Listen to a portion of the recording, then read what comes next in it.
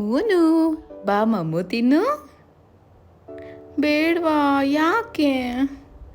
Hello ಮಾ, ಪಾಪು ಯಾಕೋ ಊಟನೇ ಮಾಡ್ತಾ ಇಲ್ಲಮ್ಮ, ಏನು ಕೊಟ್ಟರು ಬೇಡ ಅಂತ ಇದ್ದಾಳೆ.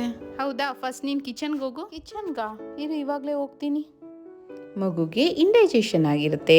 ಫಸ್ಟು ಒಂದು ತಟ್ಟೆಗೆ ಬಿಸಿಯಾಗಿರೋ ಅನ್ನ ಹಾಕೋ, ಅದ್ರ ಮೇಲೆ ನ್ಯೂಟ್ರಿಯಾರ್ಗ್ ಅವ್ರ ದೇಸಿ ತುಪ್ಪ ಹಾಕೋ. ಅದು ತುಂಬ ಪ್ಯೂರ್ ಹಸುವಿನ ತುಪ್ಪ.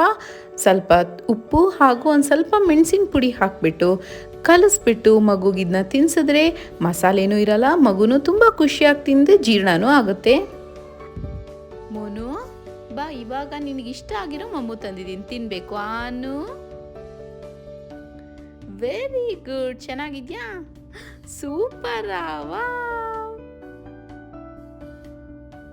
ನಿಮಗೂ ಡೈಜೆಷನ್ ಪ್ರಾಬ್ಲಮ್ ಇದೆಯಾ? ಹಾಗಾದರೆ ಖಂಡಿತವಾಗ್ಲೂ ನೀವು ನ್ಯೂಟ್ರಿಯಾರ್ಗ್ ಅವ್ರ ದೇಸಿ ತುಪ್ಪ ಯೂಸ್ ಮಾಡಲೇಬೇಕು.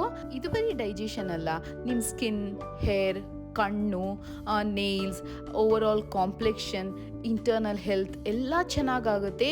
ಪ್ರೋಟೀನ್ಸ್ ಚೆನ್ನಾಗಿದೆ ತುಪ್ಪದಲ್ಲಿ.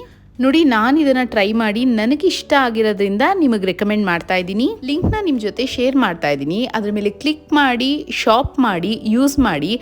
Love yourself. Health is wealth. Thanks for watching. Bye.